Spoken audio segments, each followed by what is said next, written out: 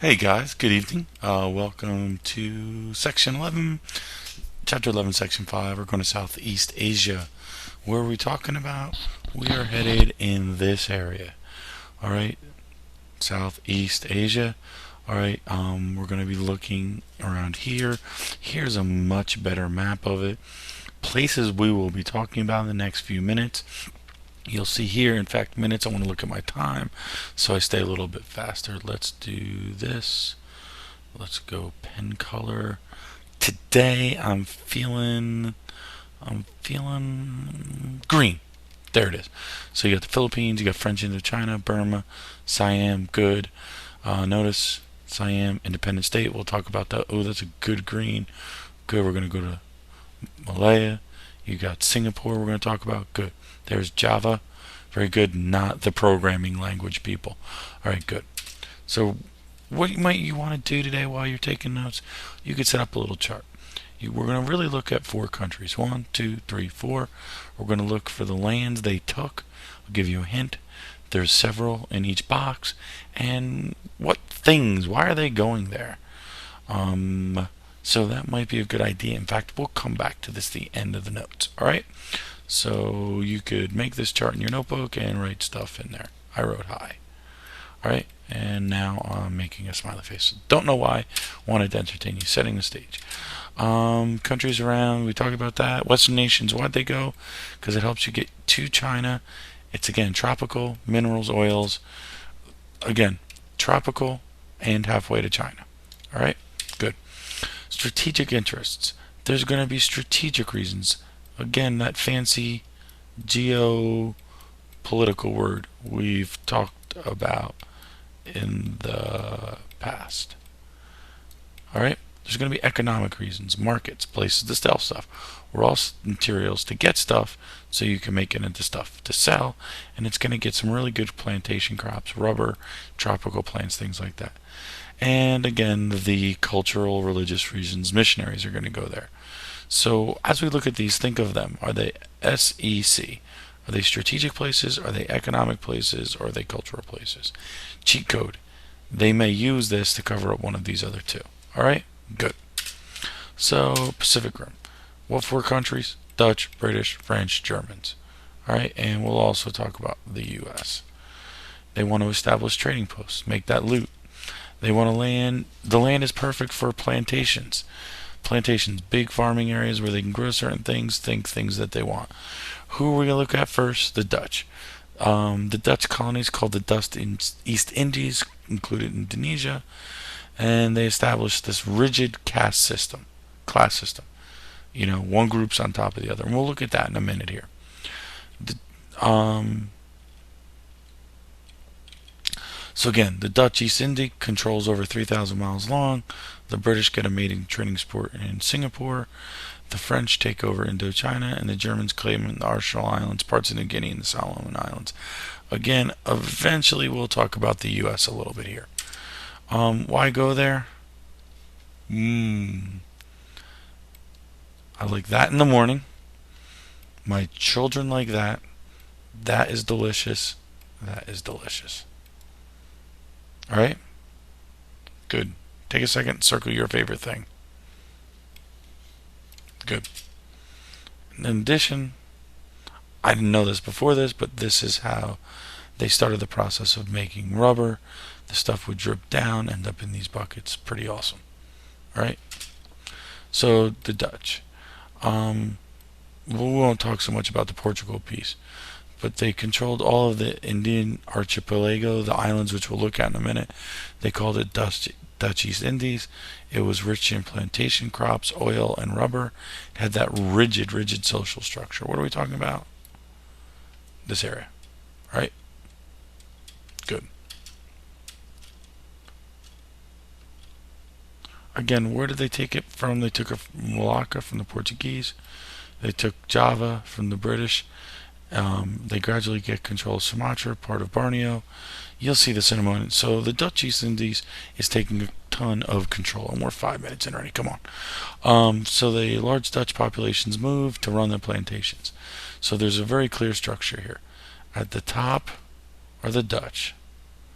In the middle are the East Indians. At the bottom are the plantation workers. Gee, where does this look familiar? Power goes that way. Numbers go that way. There's very few here. There's a smaller amount here. And then there's a lot of people here. But these people have no power. Interestingly, 20% of their land were a specified export crop. So the government would say, the Dutch government would say, hey, grow this. Grow rubber. Grow whatever basically crop they want. So that meant only 80% of their land could be used for food or things that would stay on those islands. Yeah, I did that math by myself. Ooh, my bad. Why were they interested in the Malayan Peninsula? It's because of the Suez Canal. We've already talked about the Suez Canal and how it made travel faster. That line is supposed to be to make things faster. Good, it's gone. And the opening of the Suez Canal increased demand for tin and rubber made in Singapore, one of the world's busiest ports. So that stuff could get from down there through there, remember, and then get through Egypt to England much faster instead of having to go like that. Very good. The British are going to get control of Malaysia and Burma. So that's the British. We did the Dutch. The British take control. Tin rubber. And what the British do is say, hey, let's bring some Chinese workers there. And it gets to the point where the Malayans become the minority population in their own country. So that was pretty awkward for everybody. They're like, oh, what are you still doing here? And they're like, well, we're Chinese workers. We're the British people. And the Malayans were like, oh, what are we doing? Malays were. Okay, so let's go to Singapore. All right? So we're going to go to Singapore. And in Singapore became vital because it's a halfway. It's a gas station. It's a fueling up station for trade with India and China. Or if you want to say I'm fancy, Indo-Chinese trade. The opening of the Suez Canal made this travel faster, and the increased demand for tin and rubber became a big deal. So stuff that people wanted could get there faster, and they had stuff people wanted. So the British established these colonies, right? Malaysia and Myanmar. All right? We talked about that. The conflict continues to today. All right? Singapore. Boom, boom. Oh, my bad. Singapore. All right? Singapore. So now we're going to go a little north of where we just were to the French and Indochina. We're looking at this area here. You might also know it as Vietnam. Indochina includes Vietnam, Laos, and Cambodia. I'm sorry. So I believe it's 7 missionaries get killed. Emperor Napoleon, cheat code Napoleon must be from where? He's from France. He says, Sacre bleu, you killed our missionaries, we come over, we take control. Industrialization is disallowed. Again, if you have a colony, you don't want it competing with you. You want it supporting you. So by disallowing industrialization, this area, Indochina, was to give the French dressing, French fries, was to give the French raw materials, but not compete with them. And during that time, basically, you can see 4 times more land was devoted to rice production. However, Vietnam consumption decreased as rice was exported. So they were growing more rice, but the Vietnamese people didn't get to eat it because it was getting shipped to France. All right. We talked about this already. 7 missionaries get killed, gives the French an excuse to attack, and they take over Laos, Cambodia, North Vietnam, call it Indochina. You use direct control. The French take over the government. Local industry is not allowed. We talked about the rice situation. So now we're going to go to this interesting little place, then called Siam. We noticed Thailand. It's the neutral zone between the British and the French. It basically modernized because of an education and legal and government under King Mongkut and his son. They built their own infrastructure. So if you play Who Doesn't Belong in Why in Southeast Asia, it's Siam or Thailand, because They don't get industrial. I mean, they don't get imperialized. They don't get colonized. They're on their own. They are like, hi, I am me, hear me roar. They avoid racist treatment from either the British or the French, or the Americans, or the Germans, or the Dutch. They avoid social turmoil, and they avoid economic exploitation.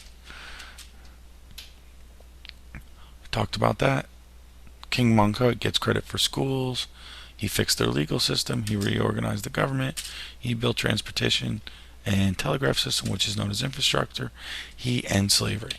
So for Siam, he's the MVK, most valuable king. All right, you thought I was going to see player, but I'm not cheesy like that. So now, America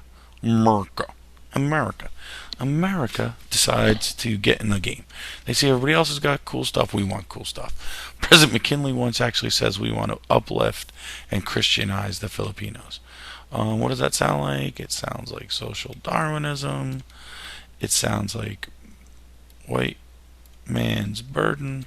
What does it also sound like? The whole kind of Christian sense of superiority. There are two groups. One group of people say, if America's ever going to be great, America needs an empire. The Greeks were great, they had an empire. English was great, they have an empire. We need to have an empire. And then our business people are saying, ooh, we need new markets and we need trade possibilities. And also secretly, they're going to say, we need more raw materials. Because it's hard to grow certain things in America that you could grow in these other places. Especially, remember, this is happening in a post-slavery America. So the plantations in America are taking a hit, so why not just take over places where you can start new plantations? Not going to spend a lot of time on this slide here, kind of a waste of our time. But remember, Cuba wanted independence from Spain, so we find an excuse to get in a fight with Spain because they were kind of the weakest guys on the block. And it's funny, we act like we want to fight Spain for Cuba, but we attack the Philippines first. And by fighting Spain and beating them, we get control of Guam, Puerto Rico, Philippines. We're going to meet a man named Emilio Aguinaldo. There's Emilio. He's EA. His name is EA Sports. He's in the game. He helps the United States rebel against Spain. And then the United States says, don't worry, we're going to give you self-rule. We just need you to grow some cash crops for a little while. But he figures out America's never going to give them independence, so he leads a rebellion from 1899 to 1902 against the United States. All right? Again, United States gets Philippines after the Spanish-American War. American-led Filipinos nationalists against the United States. So in a weird way, Gandhi is to India as Emilio Aguinaldo is to the Philippines. The U.S. defeats the revolt, and the United States promised to prepare Filipinos for self-rule. Again, cash crops lead to food storage. All right? Where are we going to next? Hawaii, beautiful. Never been there, couldn't afford it. Again, why are we interested?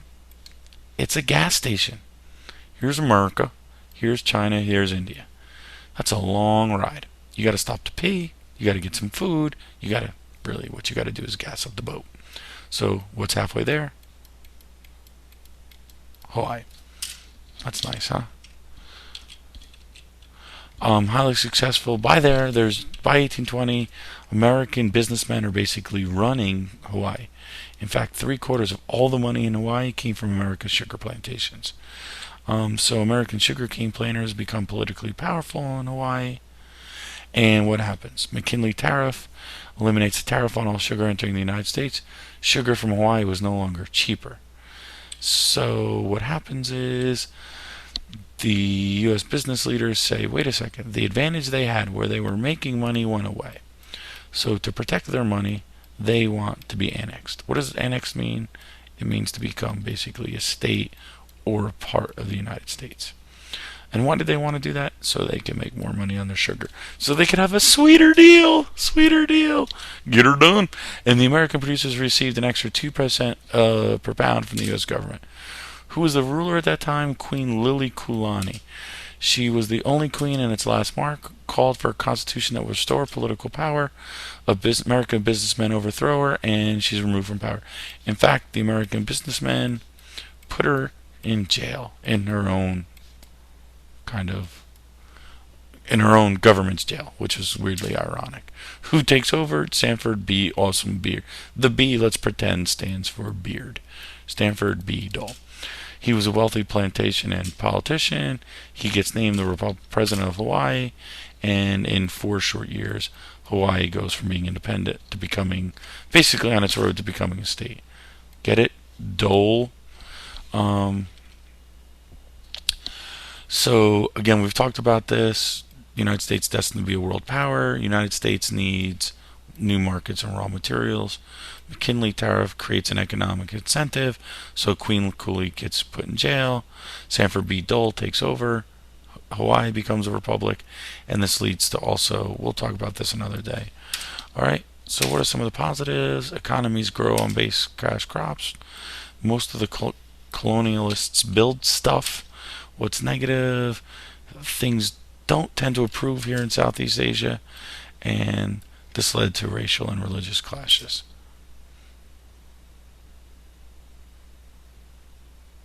Yeah, you thought I stopped talking, didn't you? Alright, so this is a good one. I guess you could actually go back to that other side and add what Germany had,